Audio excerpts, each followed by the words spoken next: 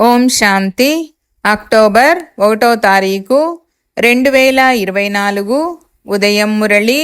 ఓం శాంతి. బాబ్దాదా మధువనము. ఈరోజు మధుర మహావాక్యాలు. బాబా చెప్తున్నారు, మధురమైన పిల్లలు, ఆత్మాభిమానులుగా అయ్యే సాధన చేయండి.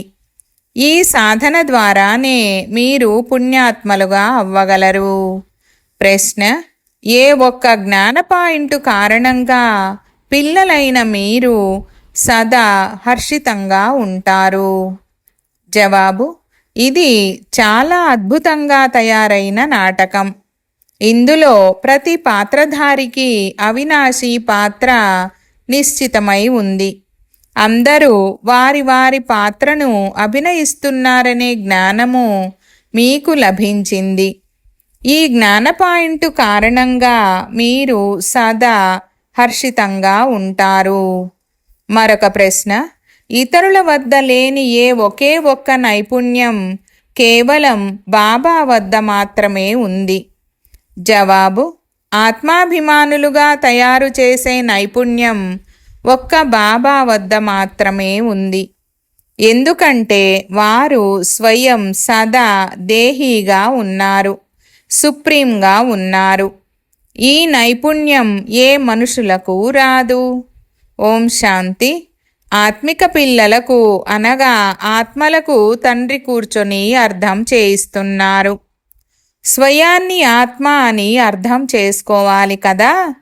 మొట్టమొదట నేను ఆత్మను, శరీరము కాదని సాధన చేయండని తండ్రి పిల్లలకు వినిపించారు. ఎప్పుడైతే స్వయాన్ని ఆత్మగా భావిస్తారో అప్పుడు పరమపిత పరమాత్మను స్మృతి చేస్తారు. స్వయాన్ని ఆత్మ అని భావించకుంటే తప్పకుండా లౌకిక సంబంధాలు, వ్యవహారాలు మొదలైనవే జ్ఞాపకం వస్తూ ఉంటాయి. కనుక మొట్టమొదట నేను ఆత్మనని సాధన చెయ్యాలి. అప్పుడు ఆత్మిక తండ్రి స్మృతి బుద్ధిలో నిలుస్తుంది. స్వయాన్ని దేహమని అనుకోకండని తండ్రి శిక్షణనిస్తున్నారు. ఈ జ్ఞానాన్ని తండ్రి పూర్తి కల్పములో ఒక్కసారి మాత్రమే ఇస్తారు. మళ్ళీ 5000 సంవత్సరాల తర్వాత ఈ జ్ఞానము లభిస్తుంది. స్వయాన్ని ఆత్మ అని భావిస్తే తండ్రి కూడా గుర్తుకొస్తారు. అర్ధకల్పము మీరు స్వయాన్ని దేహమని భావించారు. ఇప్పుడు స్వయాన్ని ఆత్మ అని భావించాలి. మీరు ఎలాగైతే ఆత్మలో అలా నేను కూడా ఆత్మనే. కానీ నేను సుప్రీంను, సర్వశ్రేష్టమైన ఆత్మను. నేను ఆత్మనే అయిన కారణంగా నాకు ఏ దేహము కూడా గుర్తుకు రాదు. ఈ దాదా శరీరధారి కదా, ఆ తండ్రి నిరాకారి. ఈ ప్రజాపిత బ్రహ్మ సాకార శరీరము కలవాడు. శివబాబా అసలు పేరు శివ, వారు కూడా ఆత్మయే. అయితే సర్వోన్నతమైన వారు అనగా సుప్రీం ఆత్మ కేవలం ఈ సమయంలో మాత్రము వచ్చి ఈ శరీరంలో ప్రవేశిస్తారు. వారెప్పుడు దేహాభిమానులుగా అవ్వరు. సాకార మనుషులు దేహాభిమానులుగా ఉంటారు. వారు సదా నిరాకారులు. వారు వచ్చి ఈ సాధన చేయిస్తారు. మీరు స్వయాన్ని ఆత్మగా భావించండని చెప్తారు. నేను ఆత్మను ఈ పాఠాన్ని కూర్చొని చదవండి. నేను ఆత్మ, శివబాబా సంతానాన్ని. ప్రతి విషయంలో సాధన చెయ్యాలి కదా. తండ్రి ఏమీ కొత్త విషయాన్ని తెలియజేయడం లేదు. మీరెప్పుడైతే స్వయాన్ని ఆత్మ అని పక్కాగా తెలుసుకుంటారో అప్పుడు తండ్రి స్మృతి కూడా బుద్ధిలో పక్కాగా కూర్చుంటుంది. దేహాభిమానంలో ఉంటే తండ్రిని స్మృతి చెయ్యలేరు. అర్ధకల్పము మీకు దేహాభిమానం ఉంటుంది. మీరు స్వయాన్ని ఆత్మగా భావించమని ఇప్పుడు మీకు నేర్పిస్తున్నాను. ఈ విధంగా సత్యయుగంలో స్వయాన్ని ఆత్మగా భావించమని ఎవ్వరూ నేర్పించరు. శరీరానికి పేరు ఉండనే ఉంటుంది, లేకుంటే ఒకరినొకరు ఎలా పిలుచుకోగలరు? ఇక్కడ మీరు తండ్రి నుండి ఏ ప్రాలబ్ధాన్ని పొందుకుంటారో అక్కడ అదే పొందుతారు. కానీ పిలవడం మాత్రం పేరుతోనే పిలుస్తారు కదా. కృష్ణుడు అనే పేరు కూడా శరీరము పేరే కదా. పేరు లేకుండా కార్యవ్యవహారాలు మొదలైనవి జరగవు. అక్కడ స్వయాన్ని ఆత్మగా భావించండని ఎవ్వరూ చెప్పరు. అక్కడ స్వతహాగా ఆత్మాభిమానులుగా ఉంటారు. ఈ సాధన ఇప్పుడు మీతో చేయించబడుతుంది. ఎందుకంటే పాపభారం చాలా ఉంది. నెమ్మదిగా కొద్ది కొద్దిగా పాపం పెరుగుతూ పెరుగుతూ ఇప్పుడు పూర్తి పాపాత్ములుగా అయ్యారు. అర్ధకల్పం ఏం చేశారో అది సమాప్తం కూడా అవుతుంది కదా. నెమ్మదిగా తగ్గుతూ వస్తుంది. సత్యయుగంలో మీరు సతోప్రధానంగా ఉండేవారు. త్రేతాలో సతో సామాన్యంగా అవుతారు. వారసత్వం ఇప్పుడే లభిస్తుంది. స్వయాన్ని ఆత్మగా భావించి తండ్రిని స్మృతి చేయడం ద్వారానే వారసత్వము లభిస్తుంది. ఆత్మాభిమానులుగా అయ్యే ఈ శిక్షణను తండ్రి ఇప్పుడే ఇస్తారు. సత్యయుగంలో ఈ శిక్షణ లభించదు. తమ పేర్లతోనే వ్యవహరిస్తారు. ఇక్కడ మీరు ప్రతి ఒక్కరూ స్మృతి బలం ద్వారానే పాపాత్మల నుండి పుణ్యాత్మలుగా అవ్వాలి. సత్యయుగంలో ఈ శిక్షణ అవసరం లేనేలేదు. ఈ శిక్షణ మీరు అక్కడికి తీసుకెళ్లరు కూడా. అక్కడ ఈ జ్ఞానము గాని యోగము గాని తీసుకెళ్లరు. మీరు పతితుల నుండి పావనంగా ఇప్పుడే అవ్వాలి. తర్వాత నెమ్మదిగా తగ్గిపోతాయి. చంద్రుని కళలు తగ్గుతూ చివరికి ఒక చిన్న గీత మాత్రమే మిగులుతుంది కదా. కనుక ఇందులో తికమక పడకండి. ఏదైనా అర్థం కాకుంటే అడగండి. మేము ఆత్మలమని మొట్టమొదట పక్కాగా నిశ్చయం చేసుకోండి. మీ ఆత్మనే ఇప్పుడు తమో ప్రధానం అయ్యింది. మొదట సతోప్రధానంగా ఉండేది.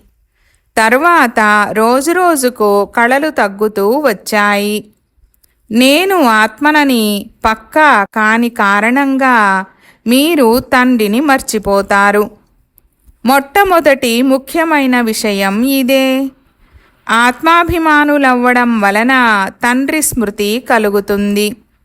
కనుక ఆస్తి కూడా స్మృతికి వస్తుంది. అన్నీ జ్ఞాపకము వచ్చినందున పవిత్రంగా కూడా ఉంటారు. దైవీ గుణాలు కూడా ఉంటాయి. ముఖ్య లక్ష్యము ఎదురుగా ఉంది కదా.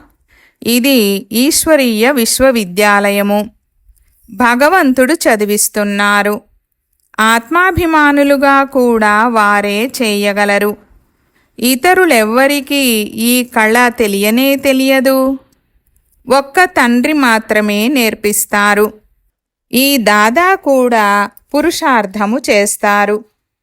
తండ్రి ఆత్మాభిమానిగా అయ్యే పురుషార్థము చేసేందుకు వారెప్పుడూ శరీరాన్నే తీసుకోరు. వారు మిమ్మల్ని ఆత్మాభిమానులుగా చేసేందుకు ఈ సమయంలోనే వస్తారు. ఎవరికి బాధ్యత ఉంటుందో వారు ఎలా నిద్రిస్తారనే సామెత కూడా ఉంది. చాలా వ్యవహారాలు మొదలైనవి ఎక్కువగా ఉంటే సమయం దొరకదు. ఎవరికి సమయం ఉంటుందో వారు పురుషార్థము చేసేందుకు బాబా వద్దకు వస్తారు. కొందరు కొత్తవారు కూడా వస్తారు. ఈ జ్ఞానము చాలా బాగుందని భావిస్తారు. తండ్రినైన నన్ను స్మృతి చేయండి, మీ వికర్మలు వినాశనమవుతాయని గీతలో కూడా చెప్పబడింది. ఇది తండ్రి అర్థం చేయిస్తున్నారు. తండ్రి ఎవ్వరినీ దోషులుగా చేయడం లేదు. మీరు పావనుల నుండి పతితులుగా అవ్వాలని, నేను వచ్చి పతితులను పావనంగా తప్పకుండా చేయాలని తెలుసు. ఇది తయారైన డ్రామా. ఇందులో ఎవ్వరిని నిందించేది ఉండదు. పిల్లలైన మీరిప్పుడు జ్ఞానాన్ని బాగా అర్థం చేసుకున్నారు. ఇతరులెవ్వరికీ ఈశ్వరుని గురించి తెలియనే తెలియదు. కనుక అనాథలుగా, నాస్తికులుగా పిలువబడుతున్నారు. ఇప్పుడు తండ్రి పిల్లలైన మిమ్మల్ని ఎంత వివేకవంతులుగా చేస్తారు. టీచర్ రూపంలో శిక్షణనిస్తారు. ఈ సృష్టి చక్రము ఎలా తిరుగుతుందనే ఈ శిక్షణ లభించడం వలన మీరు కూడా పరివర్తన అవుతారు. శివాలయంగా ఉండే భారతదేశం ఇప్పుడు వేశ్యాలయంగా అయింది కదా. ఇందులో గ్లాని చేసే మాటేమీ లేదు. ఇది ఆట. దీనిని గురించే తండ్రి వినిపిస్తున్నారు. మీరు దేవతల నుండి అసురులుగా ఎలా అయ్యారో అర్థం చేయిస్తారు. ఎలా అయ్యారు అని అడగరు. పిల్లలకు తన పరిచయాన్నిచ్చేందుకు, సృష్టి చక్రము ఎలా తిరుగుతుందనే జ్ఞానం ఇచ్చేందుకే తండ్రి వచ్చారు. ఇప్పుడు మీరు తెలుసుకొని మళ్ళీ దేవతలుగా అవుతారు. మనుషుల నుండి దేవతలుగా అయ్యే ఈ చదువు తండ్రి కూర్చొని చదివిస్తున్నారు. ఇక్కడ అందరూ మనుషులే. టీచర్ అయి చదివించేందుకు దేవతలు ఈ సృష్టిలోకి రాలేరు. చదివించే తండ్రి చదివించేందుకు ఎలా వస్తారో చూడండి.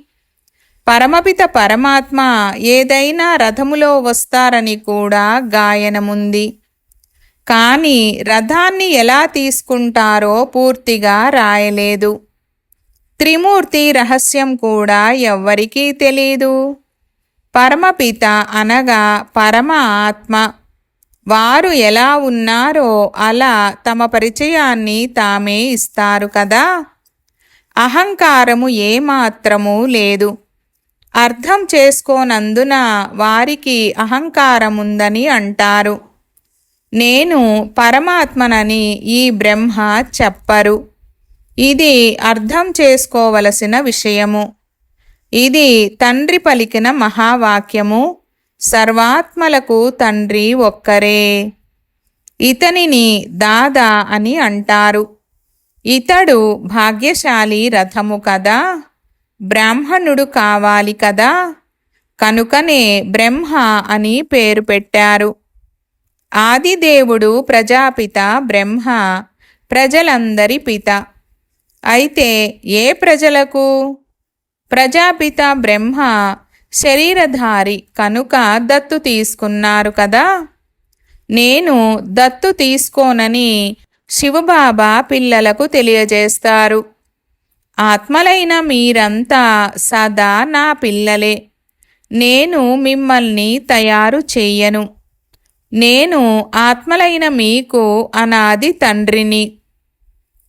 తండ్రి ఎంత బాగా అర్థం చేయిస్తారు. అయినా స్వయాన్ని ఆత్మగా భావించమని చెప్తారు. మీరు పూర్తి పాత ప్రపంచాన్ని సన్యసిస్తారు. ఈ ప్రపంచము నుండి అందరూ వాపస్ వెళ్తారని బుద్ధి ద్వారా తెలుసుకున్నారు. అలాగని సన్యసించి అడవులకు పోవాలని కాదు. పూర్తి ప్రపంచాన్ని సన్యసించి మనము మన ఇంటికి వెళ్ళిపోతాము. అందువలన ఒక్క తండ్రి తప్ప ఏ వస్తువు జ్ఞాపకము రాకూడదు. 60 సంవత్సరాల వయసు వచ్చిందంటే శబ్దానికి అతీతంగా వానప్రస్థములోకి వెళ్ళి పురుషార్థము చెయ్యాలి. వానప్రస్థము అను మాట ఇప్పటిదే. భక్తి మార్గంలో వానప్రస్థము గురించి ఎవ్వరికీ తెలీదు. వానప్రస్థానికి అర్థము ఎవ్వరూ చెప్పలేరు. శబ్దానికి అతీతమని మూలవతనాన్ని అంటారు. ఆత్మలన్నీ అక్కడ నివసిస్తాయి. కనుక అందరిది వానప్రస్థ స్థితియే. అందరూ ఇంటికి వెళ్ళాలి. ఆత్మ భృకుటి మధ్యలో మెరుస్తున్న నక్షత్రమని శాస్త్రాలలో చూపిస్తారు. కొందరు ఆత్మ అంగుష్టాకారములో ఉంటుందని అంటారు. అంగుష్టాకారమునే స్మృతి చేస్తారు. నక్షత్రాన్ని ఎలా స్మృతి చేయాలి, ఎలా పూజించాలి? మీరెప్పుడు దేహాభిమానులుగా అవుతారో అప్పుడు పూజారులుగా అవుతారని తండ్రి అర్థం చేయిస్తున్నారు. భక్తి సమయం ప్రారంభమవుతుంది. దానిని భక్తి సాంప్రదాయమని అంటారు. జ్ఞాన సాంప్రదాయము వేరు. జ్ఞానము భక్తి కలిసి ఉండవు. రాత్రి పగలు కలిసి ఉండలేవు కదా. పగలు అని సుఖాన్ని, రాత్రి అని దుఃఖాన్ని అంటారు. ప్రజాపిత బ్రహ్మ పగలు, రాత్రి అని అంటారు. కనుక ప్రజలు, బ్రహ్మ ఇరువురు తప్పకుండా కలిసి ఉంటారు కదా. బ్రాహ్మణులైన మనమే అర్ధకల్పము సుఖాన్ని అనుభవిస్తాము. తరువాత అర్ధకల్పము దుఃఖముంటుందని మీరు అర్థం చేసుకున్నారు. ఇది బుద్ధి ద్వారా అర్థం చేసుకోవలసిన విషయాలు. అందరూ బాబాను స్మృతి చెయ్యలేరని మీకు తెలుసు. అయినా మిమ్మల్ని ఆత్మగా భావించి నన్ను స్మృతి చేయండి. మీరు పావనంగా అవుతారని తండ్రి స్వయంగా చెప్తారు. ఈ సందేశాన్ని అందరికీ అందించాలి. సర్వీస్ చేయాలి. ఎవరు సర్వీసు చెయ్యరో వారు పుష్పాలుగా అవ్వరు. యజమాని తోటలోకి వచ్చినప్పుడు సేవాదారులుగా అయ్యి అనేక మందికి ఎవరు కళ్యాణము చేస్తారో అలాంటి పుష్పాలే వారి ఎదురుగా ఉండాలి. ఎవరికి దేహాభిమానం ఉంటుందో వారు మేము పుష్పాలుగా అవ్వలేమని స్వయం అర్థం చేసుకుంటారు. బాబా ఎదురుగా మంచి మంచి పుష్పాలు కూర్చొని ఉంటారు. కనుక తండ్రి దృష్టి వారిపై పడుతుంది. నృత్యము కూడా చాలా బాగా నడుస్తుంది. మొదటి నెంబర్ ఎవరు, రెండవ మూడవ నెంబరులో ఎవరు అని పాఠశాలలో టీచర్కు కూడా తెలుసు కదా. తండ్రి గమనము కూడా సర్వీసు చేసే పిల్లల వైపుకే వెళ్తుంది. వారు తండ్రి హృదయంలో కూడా ఉంటారు. డిస్సర్వీస్ చేసేవారు హృదయంలో ఉండరు. స్వయాన్ని ఆత్మ అని నిశ్చయం చేసుకోండి. అప్పుడు తండ్రి స్మృతి ఉంటుంది అను మొట్టమొదటి ముఖ్యమైన విషయాన్ని తండ్రి అర్థం చేయిస్తున్నారు. దేహాభిమానముంటే తండ్రి స్మృతి ఉండదు. లౌకిక సంబంధీకుల వైపు, వ్యవహారాల వైపుకు బుద్ధి వెళుతుంది. ఆత్మాభిమానులుగా అవ్వడం వలన పారలౌకిక తండ్రి స్మృతి వస్తుంది. తండ్రిని చాలా ప్రేమతో స్మృతి చేయాలి. స్వయాన్ని ఆత్మగా భావించుటలోనే శ్రమ ఉంది. ఏకాంతము అవసరం. 7 రోజుల భట్టీ కోర్సు చాలా కఠినమైనది. ఎవ్వరి స్మృతి రాకూడదు. ఎవ్వరికి జాబులు కూడా రాయరాదు. ఇటువంటి భట్టి మీరు ప్రారంభంలో చేసేవారు. ఇక్కడ అందరినీ ఉంచుకునేందుకు సాధ్యము కాదు. అందువలన ఇంట్లో ఉండి సాధన చేయండని చెప్తారు. భక్తులు కూడా భక్తి కొరకు వేరే గదిని తయారు చేసుకుంటారు. ఆ గదిలో కూర్చొని మాలను తిప్పుతూ ఉంటారు. ఈ స్మృతి యాత్రలో కూడా ఏకాంతం అవసరము. ఒక్క తండ్రినే స్మృతి చెయ్యాలి. ఇందులో మాట్లాడే పని లేదు. ఈ స్మృతి అభ్యాసానికి సమయం చాలా అవసరం. లౌకిక తండ్రి హద్దులోని సృష్టికర్త. వీరు అనంతమైన వారని మీకు తెలుసు. ప్రజాపిత బ్రహ్మ అనంతమైన వారు కదా. పిల్లలను దత్తు తీసుకుంటారు. శివబాబా తీసుకోరు. వారికి ఆత్మలందరూ సదా పిల్లలే. మేము ఆత్మలము, శివబాబాకు అనాది పిల్లలమని మీరు చెప్తారు. బ్రహ్మ మిమ్మల్ని దత్తు తీసుకున్నాడు. ప్రతి విషయాన్ని బాగా క్షుణ్ణంగా అర్థం చేసుకోవాలి. తండ్రి పిల్లలకు ప్రతిరోజు అర్థం చేయిస్తారు. కానీ బాబా స్మృతి ఉండదని పిల్లలంటారు. తండ్రి చెప్తారు, దానికి కొంత సమయం కేటాయించాలి. బొత్తిగా సమయమే ఇవ్వని వారు కూడా కొందరు ఉంటారు. బుద్ధిలో చాలా పనులు ఉంటాయి. స్మృతి యాత్ర ఎలా జరుగుతుంది? తండ్రి చెప్తున్న ముఖ్యమైన విషయం ఏమంటే, స్వయాన్ని ఆత్మగా భావించి తండ్రినైన నన్ను స్మృతి చేస్తే మీరు పావనంగా అవుతారు. నేను ఆత్మను, శివబాబా సంతానాన్ని. ఇదే కదా మన్మనాభవ. ఇందులో శ్రమ అవసరము. ఆశీర్వాదాల మాటేమీ లేదు. ఇది చదువు. ఇందులో కృప, ఆశీర్వాదాల మాటే ఉండదు. నేనెప్పుడైనా మీపై చెయ్యి ఉంచి ఆశీర్వదిస్తానా? బేహద్ తండ్రి నుండి బేహద్ ఆస్తి తీసుకుంటున్నామని మీకు తెలుసు. అమర భవ, ఆయుష్మాన్ భవ, ఇందులో అన్నీ వచ్చేస్తాయి. మీరు సంపూర్ణ ఆయువును పొందుతారు. అక్కడ అకాల మృత్యువు ఉండదు. ఈ ఆస్తిని ఏ సాధు సన్యాసులు మొదలైన వారు ఇవ్వలేరు. వారు పుత్రవాన్ భవ అని ఆశీర్వదిస్తారు. కనుక వీరి కృప వల్లనే సంతానం కలిగిందని మనుషులు భావిస్తారు. అంతే. ఎవరికి సంతానం లేదో వారు వెళ్ళి సాధు సన్యాసులకు శిష్యులుగా అవుతారు. జ్ఞానము ఒక్కసారి మాత్రమే లభిస్తుంది. ఇది అవ్యభిచారి జ్ఞానము. దీని ప్రాలబ్ధము అర్ధకల్పము కొనసాగుతుంది. తర్వాత అజ్ఞానము. భక్తిని అజ్ఞానమని అంటారు. ప్రతి ఒక్క విషయం ఎంత బాగా అర్థం చేయించబడుతుంది. అచ్చా, मीठे मीठे सिकीलधे बच्चों प्रति मात पिता बाप दादा का याद प्यार और गुड मॉर्निंग। रूहानी बाप की रूहानी बच्चों को नमस्ते। हम रूहानी बच्चों की रूहानी बाप दादा को याद प्यार, गुड मॉर्निंग और నమస్తే నమస్తే బాబా నమస్తే. ధారణ కొరకు ముఖ్య సారము. 1వ పాయింట్. ఇది వానప్రస్థ స్థితి.